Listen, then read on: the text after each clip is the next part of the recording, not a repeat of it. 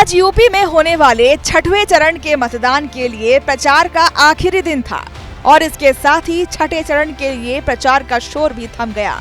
इस चरण में यूपी की 14 लोकसभा सीटों पर जनता अपना प्रतिनिधि चुनेगी। इसके साथ ही बलरामपुर जिले की गैसडी विधानसभा सीट पर उपचुनाव भी होना है।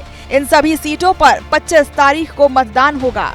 वहीं इन 14 सीटों पर होने वाले चुनाव के लिए सभी राजनीतिक पार्टियों के नेताओं ने कई जनसभाएं और रैलियां भी की।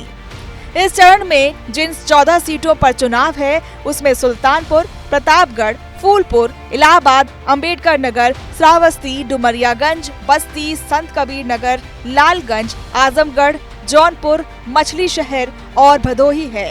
इनमें से 12 सीटें सामान्य श्रेणी से हैं और 2 सीटें सुरक्षित हैं।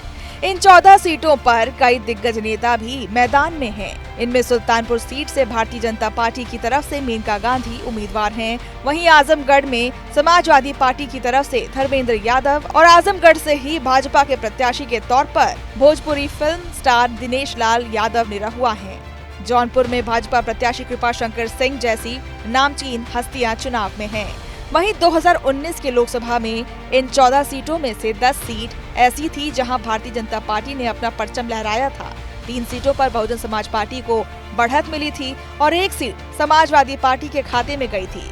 अखिलेश यादव ने आजमगढ़ की सीट जीती थी, पर उसके बाद 2022 में उपचुनाव में वो सीट भी सपा के हाथ से निकल गई थी। इस बार हो रहे इन सीटों पर चुनाव में भाजपा और गठबंधन दोनों ने अपना एड़ी चोटी का जोर लगाया हुआ है। एक तरफ जहां भाजपा अपना काम बताकर लोगों से अपने पक्ष में वोट मांगने की कोशिश में लगी हुई है, तो वहीं गठबंधन भाजपा की कमियां बताकर और भाजपा के आने से क्या नुकसान होगा इसको बताने में लगा हुआ है।